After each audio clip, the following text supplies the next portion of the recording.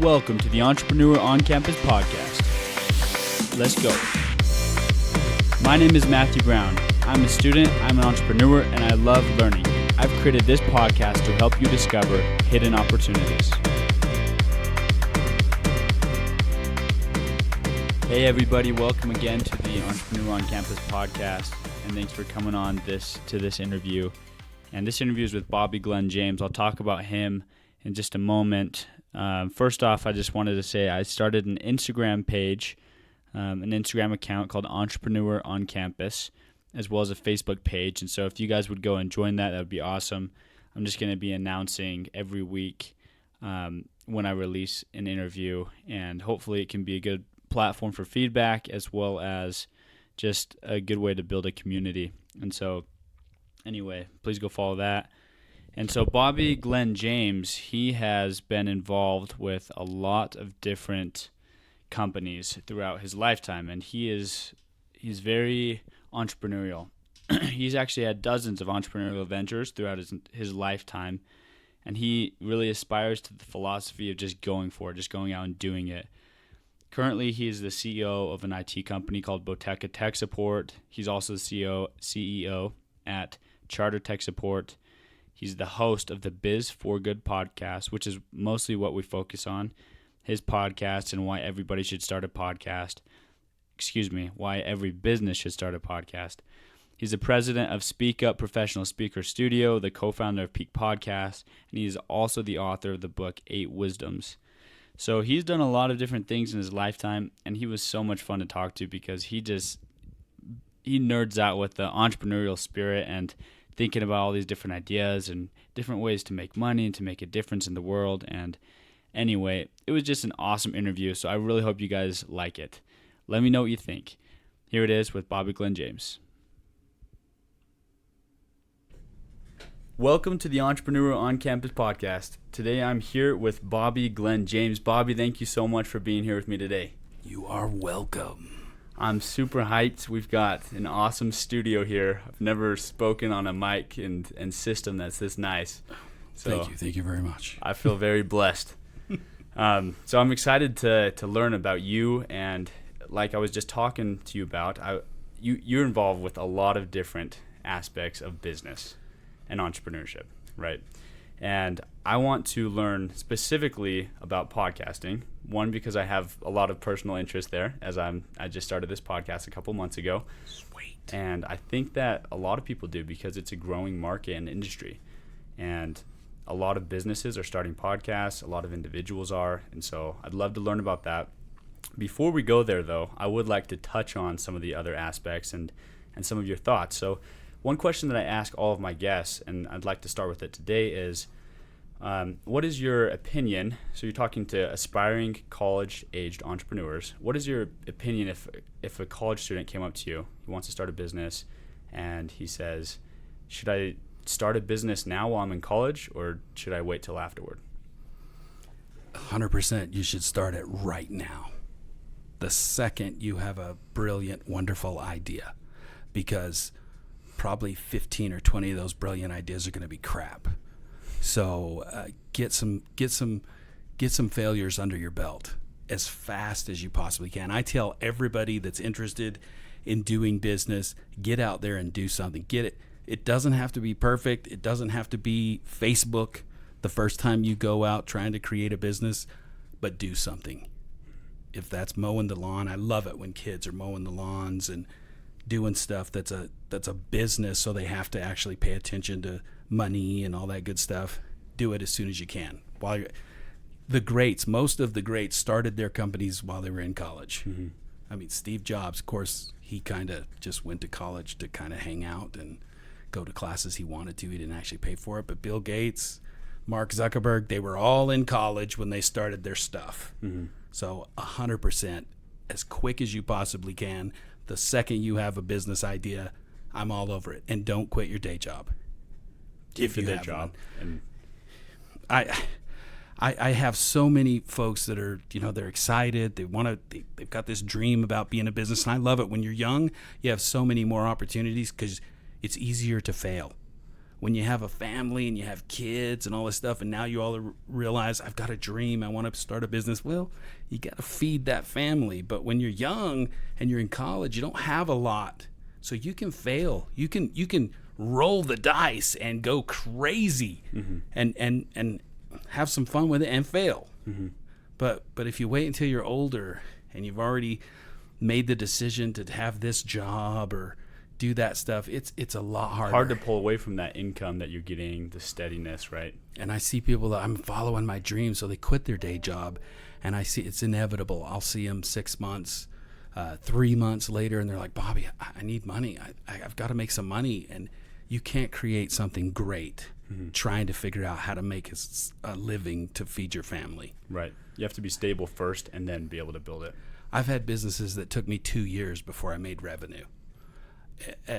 If you can't live and create something really cool, you just can't. Yeah. So do it when you're young. I love it when I hear guys starting some goofy little side project while they're in college. Every single person should do it. Of course, I'm biased. I guess you have to have the mindset of entrepreneurship, but I love the young people now that are so excited about creating something, because that's me. Yeah, it is. Yeah, and I love because you have this unbridled thing. You haven't been ruined by all the crap out there yet. Not yet.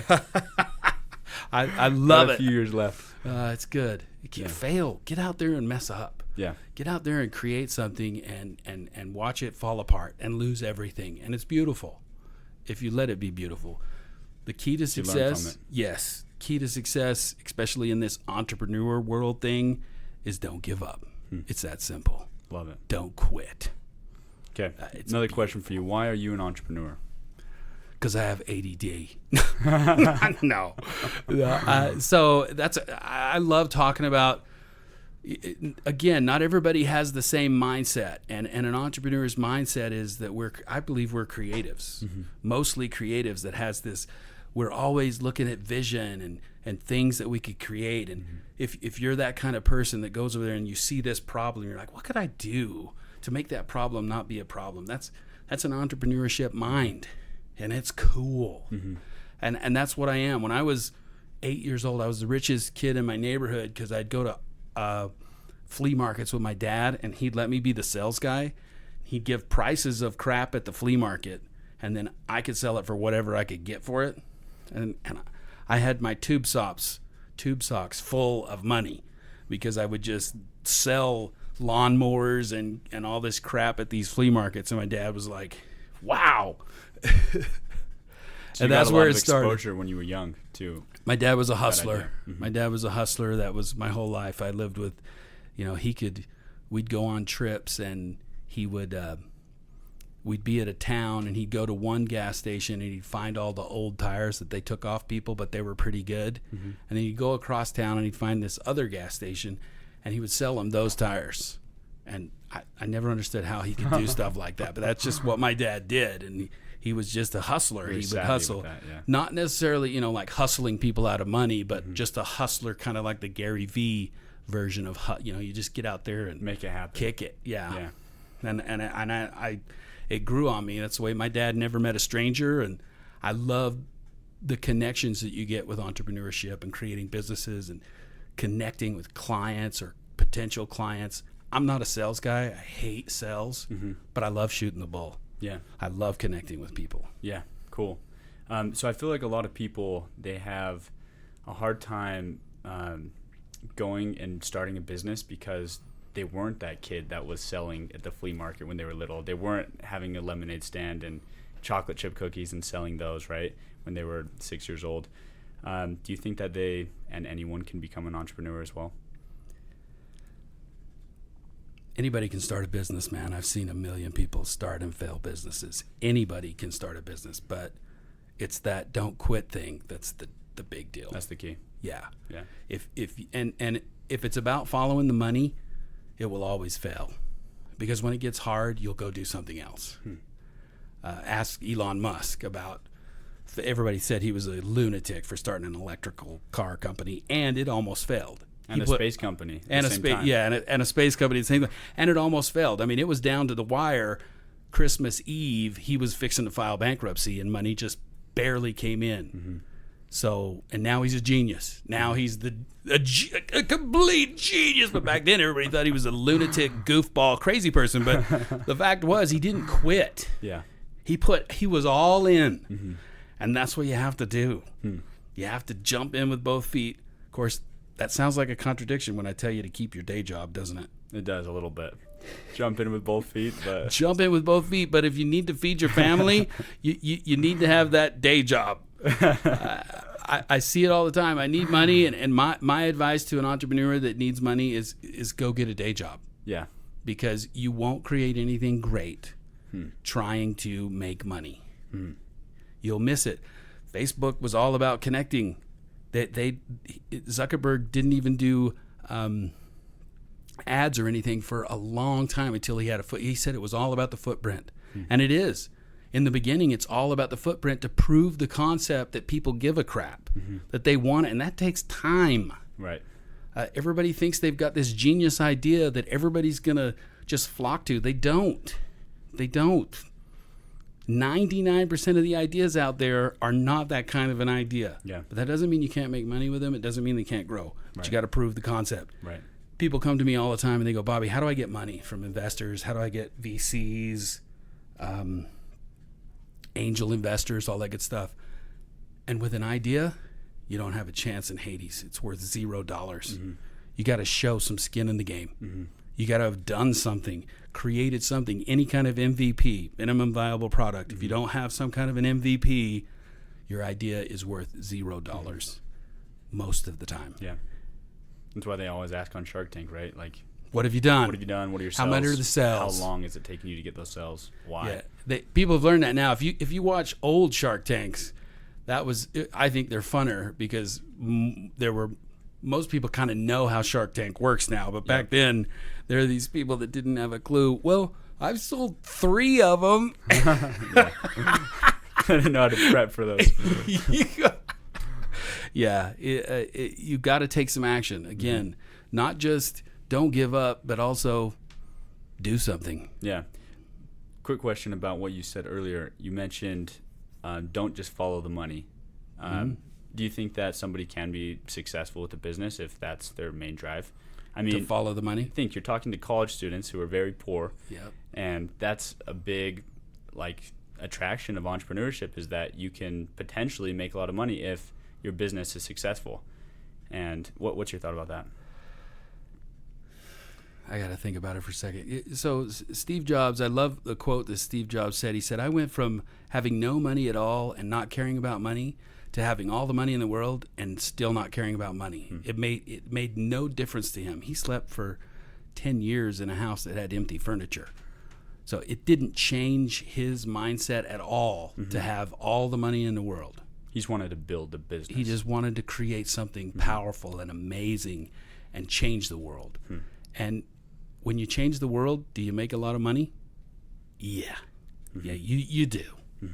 The money comes if you've got something great. If you don't have something worth a crap, it's beating a dead horse. No, there is a fine line between never giving up and knowing when to pivot. Right. You know what I mean? Yep. It's all magical. Got to change something, yeah. It's all magical. If I knew all the answers, I would be Warren Buffett, but I'm not. Right. Very fair. I tell people all the time, does Warren Buffett take risks? I mean, he's using the stock market. Is that a risk?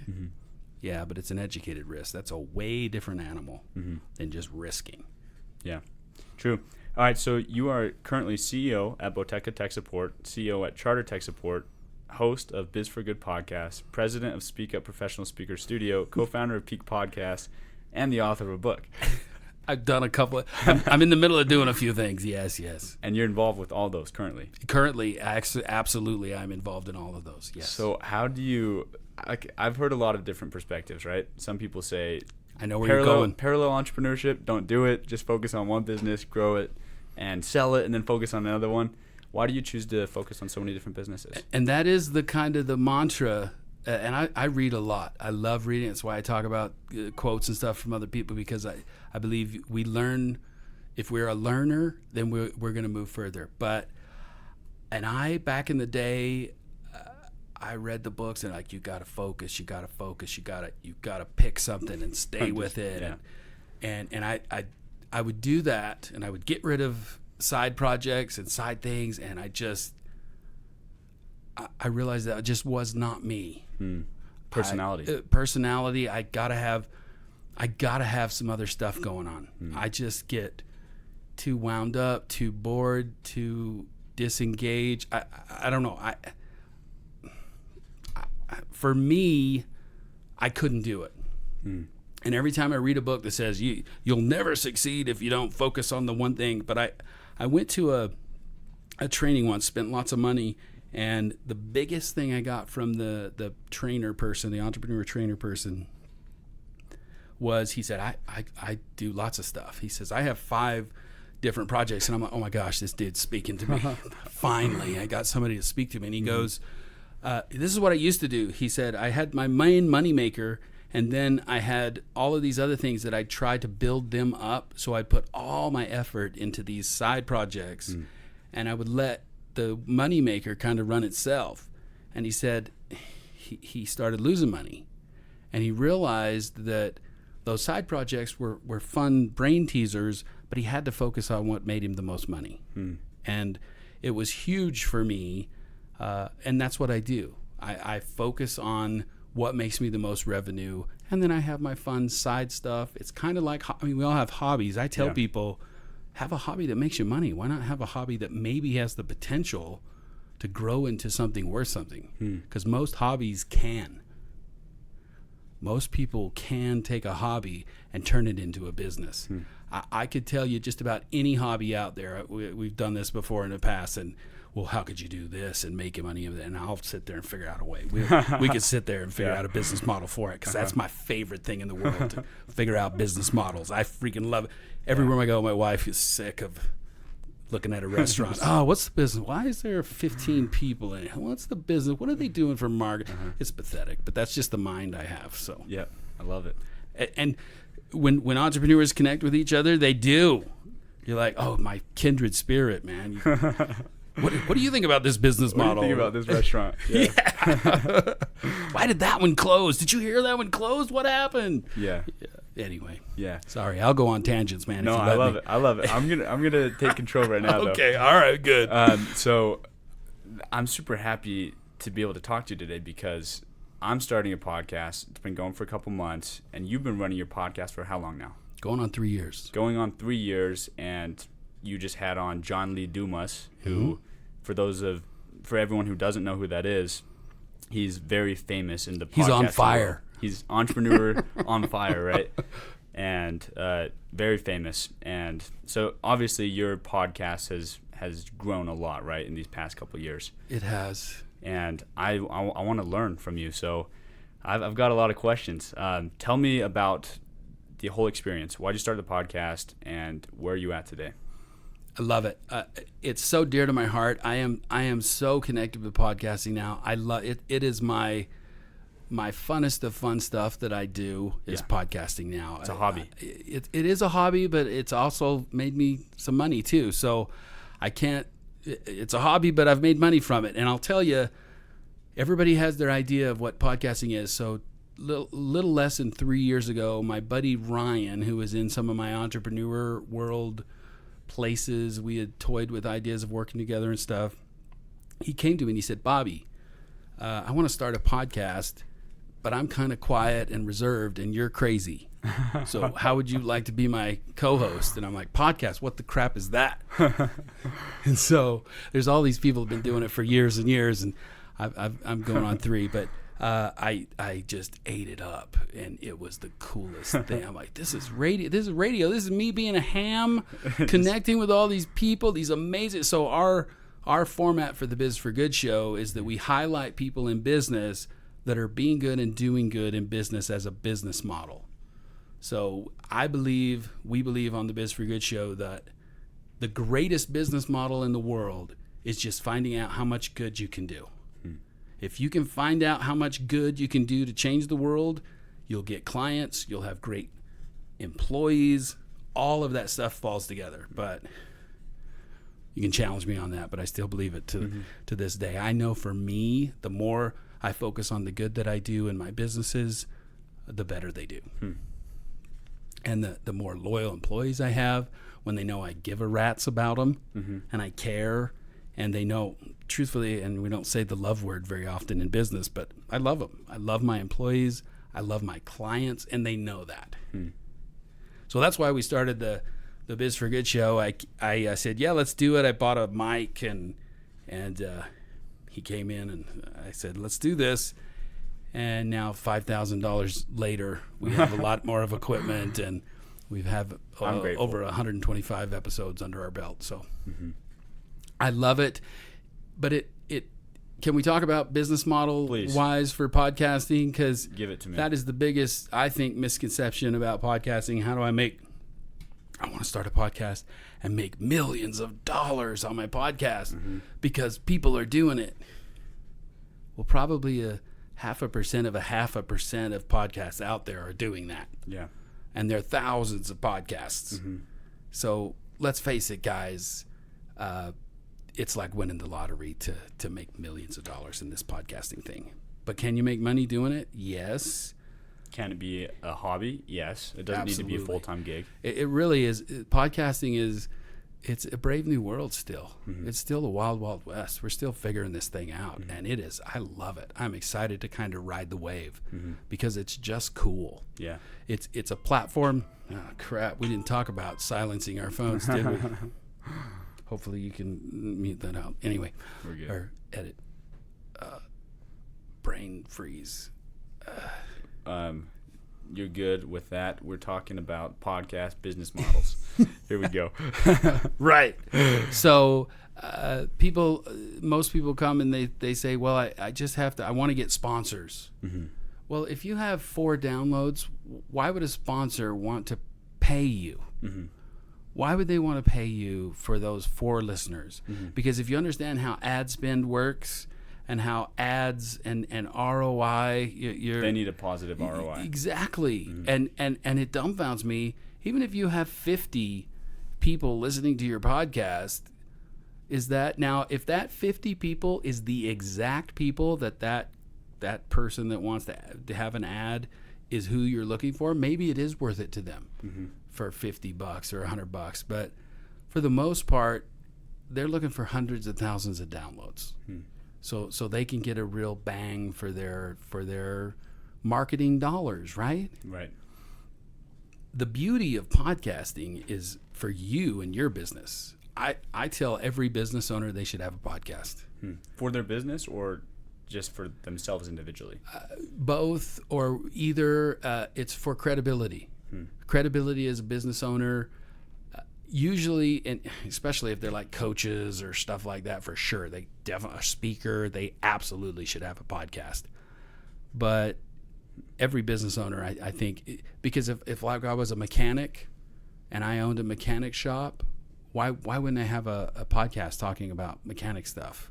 It just gives you. And here's the thing: we can do tons of social media ads, and people see it for a second, couple seconds or whatever, and you spend however many thousands of dollars with a podcast. How long do you have that person listening to you?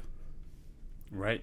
You have them however long your podcast is, right? 30 minutes, an hour, depending, and you create a following in a completely different, open way. Because what do people like to do business with? They like to do business with somebody they know, like, and trust. We hear that all the time in the entrepreneur world. Know, like, and trust. Well, a podcast is a beautiful space to get them to know you, to get them to either like you or hate you, and they'll go away, right? And trust that you're going to do. I've had many people come up to me and say, Bobby, I've listened to the Biz for Good show, and I would totally do business with you because I absolutely know who you your are. Mindset when it comes to business. Yeah. And that I'm like, cool, I'm doing something right here. Yeah. That's something I've noticed too, is just interviewing individuals who have been very successful in business or whatever. Then suddenly people start to think that I'm smart and I know what I'm doing, right? that is the other funky thing with podcasting that's cool, is you get some kind of a credibility for having a podcast. Anybody can do it, and it's not super hard, but all of this, oh, you're a podcaster. And yeah. It's kind of cool. You can go places and you're not just some kind of a weird fan. You're media. Yeah. You're the media.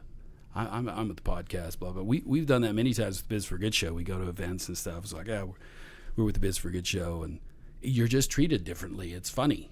It's kind of fun. I've never had that feel like I'm a media guy. Yeah. Wow, this is cool. You have an audience that listens to you. Yeah. It's kind of fun. Yeah. And it feeds my ego. So what are you gonna do? Yep. So how do you grow a podcast? You start it, you get the basics going, you get it on iTunes, Spotify, wherever you're hosting it, right? And then how do you grow it? You just start doing interviews and podcasts and releasing them. You create a community. What do you do? So this is going to be so boring and so lame, but it's the truth. Content is king. It's got to be good. Yeah. Dude, it's got to be listen worthy. Yeah. Have you listened to lots of podcasts out there? Quite a few. Are they all really good? The ones that I listen to. The ones you listen to, okay. But I choose to listen to the good ones, right? Yeah, and it's because somebody said, "Oh, this one's a good one," right? Well, I get curious and I go through. I'll go through and I'll find like a genre, and listen, like business. I've listened to hundreds probably of business podcasts, and oh my crap, most of them are horrid. Yeah. How am I doing so far? Oh, they're hard. Well, we're just having fun, so I don't know. This is a blast, dude. Get me in front of a mic to talk about business and entrepreneurship, dude. I'm on it. Yeah. I love it. I'm having fun. I'm loving it. I don't know if your listeners care, but it's a blast for me. So, so content is king. Besides that, what if you have the greatest content in the world, but nobody listening to it? What do you do? Then it's marketing. How do you market a podcast? Thousands of different ways. I know. I wish I could say this is the answer, but there isn't one. You got to have a social media presence. Yep. Instagram, Facebook, and you got to be. Consistency is one of the greats about podcasting. You have to be consistent. You have to be weekly, or like John Lee Dumas, every single day. It's what put him on the map, because. And the algorithms out there, the content, that consistency, it ranks you even better by listening because you're consistent. If you're very random and people don't know when to go listen, and it's funny because I have spent hours upon hours typing in Google how to market my podcast, and it's all thousands of different ways. So we could sit here for literally hours upon hours. I wish I could tell you, you do this one magical thing, and dude, your podcast will shoot through the roof. Yeah. It's consistency. Don't quit. Keep doing it. Because most podcasts don't make it past 15 episodes. Most podcasts just don't do it. Here's number 20. Let's go. Yeah, you're rocking it, man. You're above probably 50% of the podcasts out there, dude. It's awesome. Social media, you got to have social media, and if you keep track of your social media and have content that's engaging. I feel like it's a broken record. I'm not saying anything interesting or new or cool because there isn't anything. I personally, and you're not going to love this, but paid advertising. The reason we're as much listened to as as much listened to as we are is because of advertising, paid advertising specifically, and that's for somebody that's just having fun. I have the ability to do that. Not every podcast, most podcasters don't, but man, if you can spend even $100 ad spend on Facebook. Can help a lot, because if your content is really good and just $100 ad spend to get a little bit of juice flowing. What do you send them to your Facebook page, or where do you send them? What do you mean for? So if you're doing Facebook ads and paid advertising, like where do you try to send the traffic to? So our Facebook, we send most of it to our Facebook page. We've got 11,000 followers on Facebook. 5,000 on Instagram that we've had to work and pay marketing people to do that. And again, I wish I could say some cool magical thing that the guy in his college dorm could totally blow it, but we've spent hundreds and hundreds of dollars on ad stuff. Yeah. So that's good to know. Yeah. Well, I'm being truthfully brutally honest in the fact that that's why I keep saying, content, if everybody just loves it, then their buddy will tell their buddy will tell their buddy. Mm-hmm. It's just, that's how great content works. And it's viral is even hard now. Viral doesn't happen the way it used to. Mm-hmm. Viral only happens by paying for it nowadays. Yeah. That's the world we're in now. Yeah. The craziness of social being all this cool viral good stuff, everybody's kind of. So something you talked about was way to make money through podcasting was advertising. It's not the best way, but quick question about that with advertising. You said, of course, if it's very niche specific, you can have 50 listeners and maybe it might be worth it for the person. Is there a general number that you would give of like when I reach 1,000 downloads per episode? Is that when I should go and try to reach out to some sponsors, or do you have a general number? Maybe that's not a great question, and I wouldn't begin to be an expert on that, because we've had some sponsors in the past, and I got to where I realized a while back that if you own everything on the podcast, including the sponsorship stuff, that's better. Mm-hmm. So we promote only stuff that connects with Biz for Good now. Cool. And will we do sponsorship in the future? I don't know, because we really are trying to focus on a movement here, and with marketing or with ad spend for other people, you'd have to filter out people that didn't really fit with it. So I don't know. I like owning it, and I tell you, with a podcast, I believe the real money is selling your own stuff or promoting the business that you own that connects with your podcast. I can't tell. I've made very little money on the podcast itself, but I have been a part of the Utah Podcast Summit because of it. I've been connected with several different companies because of the cred that the Biz for Good show gave me, and have made quite a bit of money just on those projects because I had the Biz for Good show. But I didn't make anything from the Biz for Good show. Yeah, it was just the credibility that it gave me. And that's cool. Yeah. Have you created some of your own products and sold them? So we do some coaching stuff. We do some coaching stuff, and I'm also the president of Speak Up Professional Speaker Studio, where we teach people how to make an impact on stage and have fun on stage, because if you're miserable up there, so is the audience, and it's horrible. So we do a lot of that. So we do promote those things, and right. It's mostly not a physical product. I did work on a meal replacement thing for a while, but that's my ADD. just a random little gig right there. Yeah. It's going to change the world by having everybody drink a shake for the rest of their life. I love it. Yeah. Have you thought about an ebook? Yeah, the marketing people didn't like it.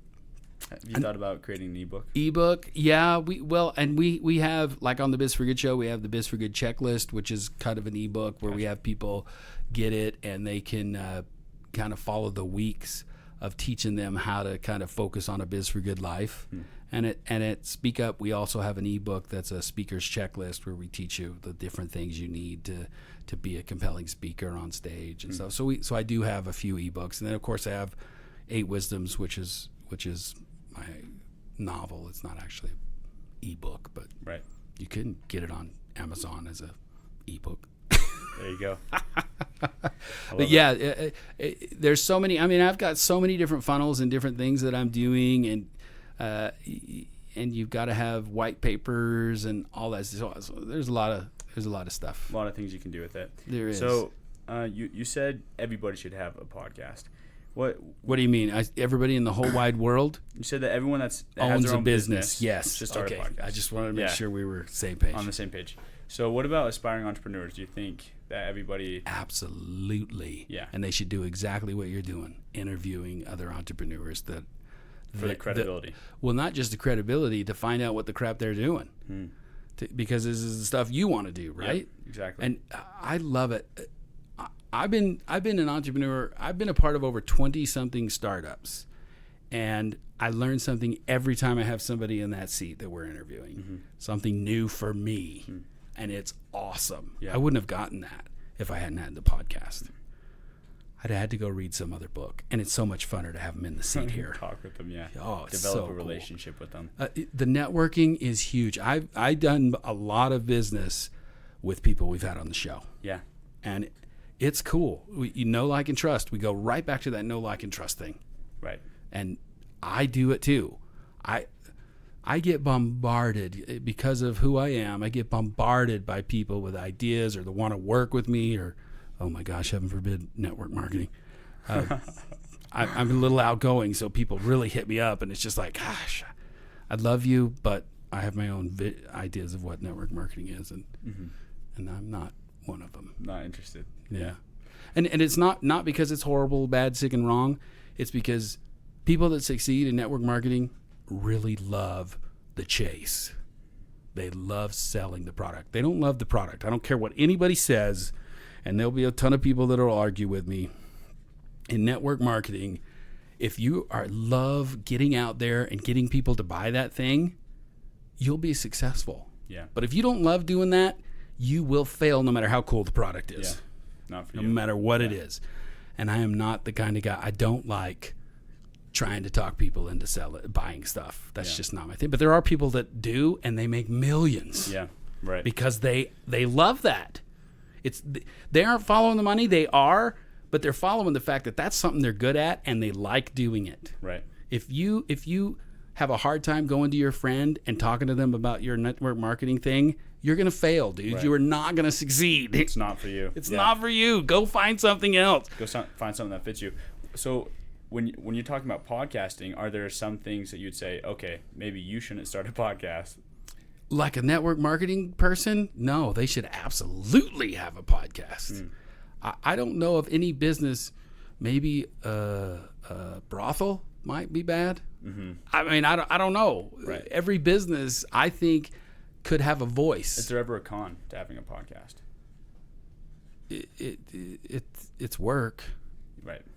But as far as and maybe if people get to know you, they don't like you. Yeah. That would be bad. Right.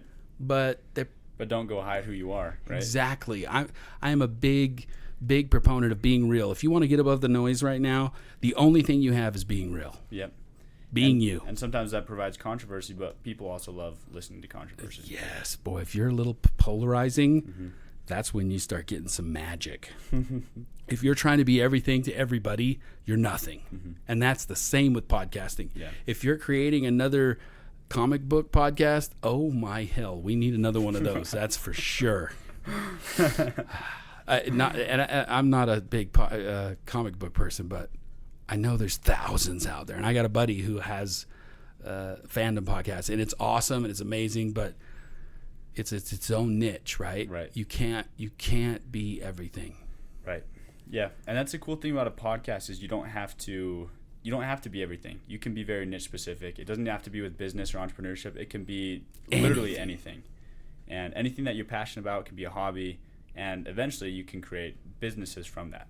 Yeah, I'm working with a person. I do some mentoring with podcasting, and I'm working with a person that started a snowmobile podcast. That's all he just talks about. He talks about going up in the mountains and riding his snowmobiles and That's stuff, cool. and the people. And he talks to these.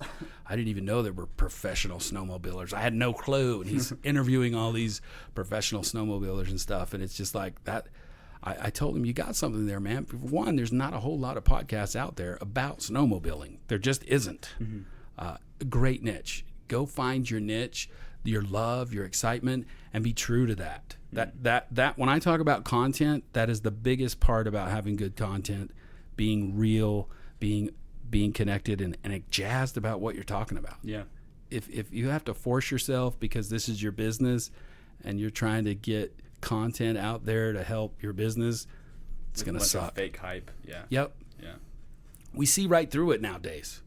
We see right through it. In this day and age, we see when somebody's full of crap. We feel it almost instantly. we can tell when somebody's not real. Mm-hmm. Anyway. Yeah.